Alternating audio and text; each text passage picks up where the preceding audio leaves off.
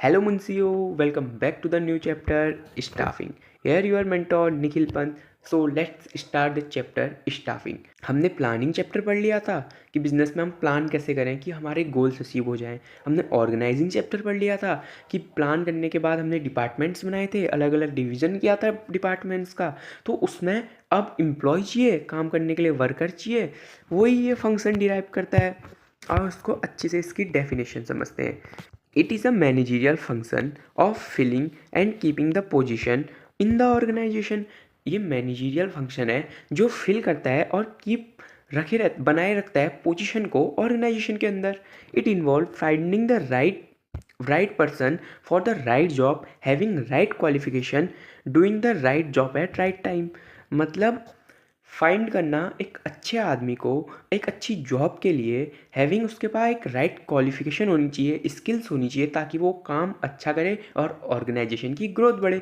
ये देखो यहाँ पे भी लिखा है स्टाफिंग मतलब स्टाफ को इन करना, वही स्टाफिंग है. स्टाफ को अपने ऑर्गेनाइजेशन के अंदर लाना ताकि आपके गोल्स अचीव हो जाए, उसी को स्टाफिंग बोलते हैं. आओ, तो स्टाफिंग करने के भी कुछ एडवांटेज हैं. देखो, पहला एडवांटेज जो स्टाफिंग का है वो है filling the role by obtaining competitive personnel. मतलब जो फिल करता है बिजनेस में, आपकी ऑर्गेनाइजेशन में जो जगह खाली है उसको ये भरने का काम करता है staffing. Placing right person and right job. जो सही आदमी है, जिसकी क्वालिफिकेशन सही है, उसको एक अच्छी जॉब में ये प्लेस करता है, उसको एक अच्छी जॉब दिलाता है. अगर आपकी स्टाफिंग अच्छी है तो आपकी ग्रोथ अच्छी होगी, इंटरप्राइज की, आपके बिजनेस की ग्रोथ अच्छी होगी, आप गोल्स की तरफ ज़्यादा अच्छे से जाएंगे. यूटिलाइजेशन होगा ह्यूमन रिसोर्स का. अगर आप अपनी स्टाफिंग अच्छी करते हो तो आपके पास एक अच्छा ह्यूमन रिसोर्स आएगा जो आपके लिए, ऑर्गेनाइजेशन के लिए बहुत हेल्पफुल होगा. कंपटीशन में आपकी बहुत हेल्प करेगा ये, दूसरों के साथ आप कॉम्पिटिट करने में. एक आपका जब तक एम्प्लॉय अगर आपके लिए अच्छा काम नहीं कर रहा है तो आप दूसरे को कम्पीट नहीं कर पाएंगे. मोरल बूस्ट करता है ये एम्प्लॉय का. ये है इसके एडवांटेज. आओ अब देखते हैं एक नया पार्ट जो है ह्यूमन रिसोर्स मैनेजमेंट. अब देखो, ह्यूमन रिसोर्स मैनेजमेंट ना एक बहुत बड़ा टॉपिक है. ये बहुत बड़ा टॉपिक है, बहुत बड़ा. ये देखो, ये एक मान लो ह्यूमन रिसोर्स मैनेजमेंट का ये है टॉपिक. इसके अंदर ये छोटा सा जो पार्ट है ना, ये जो मैं ब्लू कलर से बना रहा हूँ, ये होता है स्टाफिंग. मतलब ह्यूमन रिसोर्स बहुत बड़ा टॉपिक है, उसके अंदर जो छोटा सा पार्ट होता है उसे हम स्टाफिंग बोलते हैं. Staffing is a part of human resource management. Staffing एक छोटा सा पार्ट है ह्यूमन रिसोर्स मैनेजमेंट का. ह्यूमन रिसोर्स मैनेजमेंट एक बहुत बड़ा टर्म है. ह्यूमन रिसोर्स मैनेजमेंट के अंदर एम्प्लॉय को रिक्रूट करना, उसकी ट्रेनिंग कराना, उसका डेवलपमेंट कराना, उसको इंसेंटिव देना, उसकी सैलरी देना, ये सब जो आता है वो ह्यूमन रिसोर्स मैनेजमेंट के अंदर आता है. एम्प्लॉय को रिवॉर्डिंग द एम्प्लॉय को रिवॉर्ड करना भी ह्यूमन रिसोर्स मैनेजमेंट के अंदर आता है. और स्टाफिंग सिर्फ एक स्टाफ को एक ऑर्गेनाइजेशन के अंदर लाना, बस इतना ही काम होता है एक स्टाफिंग का. आओ अब देखो, जैसे हमने प्लानिंग प्रोसेस पढ़ा, ऑर्गेनाइजिंग प्रोसेस पढ़ा, वैसे ही स्टाफिंग का भी एक प्रोसेस होता है जिसकी वजह से हम स्टाफिंग करते हैं. Estimating man power recruitment. आपको पता होना चाहिए आपकी ऑर्गेनाइजेशन में कितनी जॉब हैं, कितनी जॉब आपकी भरी हैं, कितनी जॉब में आपको आपके एम्प्लॉय चाहिए. या आपको कैसे पता चलेगा? दो टाइप के एनालिसिस होते हैं, workload analysis and workforce analysis. Workload analysis क्या होता है? Number of employ required to the perform job. Work force analysis क्या होता है? Number and type of employ already work in organisation. जैसे ये मेरी ऑर्गेनाइजेशन है, इसमें ये मेरे एम्प्लॉय है. अब मुझे पता होना चाहिए कि मेरे कंपनी में, मेरे बिजनेस में, मेरे इंटरप्राइजेज में कितने एम्प्लॉय हैं जो ऑलरेडी काम कर रहे हैं और कितने मुझे चाहिए, वो वर्क लोड के अंदर आ जाता है. कितने काम कर रहे हैं वो वर्क फोर्स के अंदर आएगा और कितने चाहिए वो वर्क लोड के अंदर आएगा. तो अब बात करते हैं रिक्रूटमेंट की. Refer to the process of including people to apply for vacant job. It is a positive process. ये पॉजिटिव प्रोसेस कैसे है? ये बहुत सारे बेरोजगारों को एक होप देती है कि हाँ, हमें नौकरी मिल सकती है. इसे ही रिक्रूटमेंट बोलते हैं. अब बात करते हैं सिलेक्शन की. थर्ड पॉइंट है ये प्लानिंग प्रोसेस का, identifying choosing best candidate for the vacant job. मतलब जैसे ये मेरी कंपनी है, इसमें मैंने 4 वैकेंसी निकाली हैं और यहाँ जो है बहुत सारे बेरोजगारों ने अप्लाई कर दिया है. तो मैं सिर्फ उन्हीं 4 लोगों को लूँगा जो मेरे लिए बेस्ट हों, वो जो मेरे लिए मेरा इंटरव्यू टेस्ट निकाल दें, जिनकी क्वालिफ़िकेशन मेरे लिए अच्छी हो, जो मेरी कंपनी के लिए अच्छी हो, जो मेरी कंपनी का ऑर्गेनाइजेशन गोल अचीव करने में हेल्प करे, मैं उन्हीं को सिलेक्ट करूँगा। तो इसीलिए इसे बोलते हैं it is a negative process. Selection एक नेगेटिव प्रोसेस है, क्योंकि ये इतने बेरोज़गारों का भरोसा जो है वो तोड़ देता है। क्यों तोड़ता है? क्योंकि इनमें से किसी को ही जॉब मिलती है। बहुत सारे बेरोज़गारों ने अप्लाई किया, सिर्फ 4 लोगों को जॉब मिली, औरों का भरोसा टूट गया। तो इसीलिए सिलेक्शन को नेगेटिव प्रोसेस बोलते हैं। आओ आगे बढ़ते हैं। अब है प्लेसमेंट एंड ओरिएंटेशन। प्लेसमेंट मतलब क्या होता है ना, किसी भी सिलेक्टेड एम्प्लॉय को उसकी जॉब, उसकी पोस्ट प्रोवाइड कर देना। और ओरिएंटेशन का मतलब होता है जो ये बंदा है, जो सिलेक्टेड बंदा है, जो सिलेक्टेड एम्प्लॉय है, इसको दूसरे एम्प्लॉय के साथ इंट्रोड्यूस कराना, उसे ही प्लेसमेंट एंड ओरिएंटेशन बोलते हैं। प्लेसमेंट एंड ओरिएंटेशन के बाद आता है ट्रेनिंग एंड डेवलपमेंट। उसी बंदे को उसी के काम के लिए अगर उसको ऊपर उसकी प्लेसमेंट करवा दी, उसको उसका काम बता दिया, तो उसके हिसाब से उसकी ट्रेनिंग कराओ और उसका डेवलपमेंट कराओ। परफॉर्मेंस अप्रेजल, उसकी अभी की और उसकी पास्ट की परफॉर्मेंस चेक करो कि वो काम कैसा कर रहा है। उसके बाद उसका प्रमोशन करो और करियर प्लानिंग करो, उसे प्रमोशन दो, उसकी अच्छी मैनेजमेंट हायरार्की बनाओ और उसको कंपनसेशन दो, उसको अच्छा पे करो। आओ उनको एक बार डिटेल में समझते हैं। स्टाफिंग प्रोसेस पढ़ा देता हूँ, अच्छे से समझा देता हूँ, उसको इंटरलिंक करवा देता हूँ, ताकि जो आपकी अंडरस्टैंडिंग है वो बहुत स्ट्रांगली बिल्ड हो। आपको बहुत अच्छे से एक बार इंटरलिंक होकर समझ में आ जाएगी हाँ स्टाफिंग क्यों करते हैं। देखो स्टाफिंग का क्या प्रोसेस हो सकता है। आपकी खुद की कंपनी है, आप स्टाफिंग कैसे करोगे, क्या क्या आपका प्रोसेस होगा। पहले आप ये तो चेक करोगे ना कि आपकी कंपनी में कितने बंदे हैं, कितने बंदे काम कर रहे हैं और आपको कितने बंदे चाहिए। वही तो था estimating main power requirement, analyse करना, वर्कलोड एनालाइज, वर्कफोर्स एनालाइज।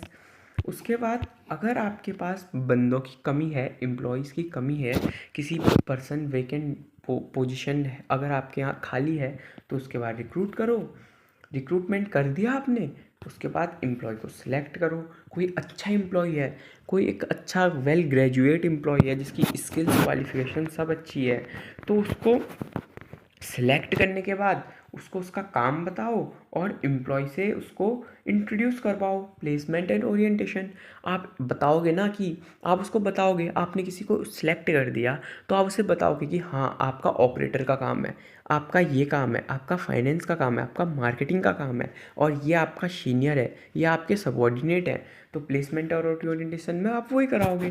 फिर उसके बाद आते आते आप उसको ट्रेनिंग दोगे कि आपने फाइनेंस ऐसे संभालना है हमारी कंपनी का, उसका ट्रेनिंग और डेवलपमेंट करोगे। उसके बाद क्या करोगे, आप उसको चेक करोगे कि वो कैसा कर रहा है, उसकी पहले जब वो सीख रहा था तब कैसा है, अब कैसा है। आप उसको कंपेयर तो करोगे ना कि कैसा कर रहा है वो, उसे ही परफॉर्मेंस अप्रेजल बोलते हैं। अगर वो अच्छा कर रहा है तो उसे प्रमोशन दो और उसको कंपनसेशन अच्छे दो, उसको रिवार्ड्स दो। यही तो प्लानिंग प्रोसेस है, सिंपल। पढ़ते हैं मेजर कंपोनेंट ऑफ स्टाफिंग। ये थोड़ा इंपॉर्टेंट है, इसे देखेंगे। मेजर कंपोनेंट ऑफ स्टाफिंग, पहला रिक्रूटमेंट है जो हमने पीछे भी पढ़ा था, अभी डिटेल में पढ़ेंगे। फिर सिलेक्शन है, ये भी हमने पीछे पढ़ा था, डिटेल में पढ़ेंगे। और ट्रेनिंग एंड डेवलपमेंट है, और उसको डिटेल में पढ़ते हैं। अब बात करते हैं रिक्रूटमेंट की। आपको ईजीली एग्जाम्पल की मदद से समझाऊंगा। ये मेरी कंपनी है, ये कई सारे बेरोजगार हैं जो आपकी तरह मुंशी बनना चाहते हैं, पर फिर भी टीम मुंशी से पढ़ नहीं रहे हैं। टीम मुंशी से पढ़ोगे तभी तो अपना फ्यूचर सिक्योर करोगे। तो देखो ये कंपनी है टीम मुंशी की, ठीक है। यहाँ पे 4 लोगों की ज़रूरत है, इतने बेरोजगारों ने अप्लाई किया। इसी प्रोसेस को रिक्रूटमेंट बोलेंगे। जैसे मुझे अभी 4 लोगों की ज़रूरत है, तो मैं रिक्रूट करूँगा उन 4 लोगों को। रिक्रूट भी करूँगा तो 2 तरीके से करूँगा। सोर्स ऑफ रिक्रूटमेंट क्या क्या होते हैं, अगर मैं रिक्रूट करूँगा किसी को तो 2 तरीके से मैं रिक्रूट कर सकता हूँ किसी को भी। एक तो इंटरनल सोर्स से, एक एक्सटर्नल सोर्स से। सोर्स ऑफ रिक्रूटमेंट मतलब किन किन जगह से हम रिक्रूट कर सकते हैं। देखो इंटरनल रिक्रूटमेंट क्या होता है ना, the vacant job position are filled by including existing employ. मतलब मेरे कंपनी के अंदर ही, मेरी बिजनेस के अंदर ही मेरे बिजनेस के अंदर ही से अगर मैं किसी को रिक्रूट कर रहा हूँ तो उसे बोलते हैं इंटरनल रिक्रूटमेंट। यह है टी मुंशी की फर्म। इसमें मुझे चाहिए एक आदमी जो फाइनेंस डिपार्टमेंट का हेड बने।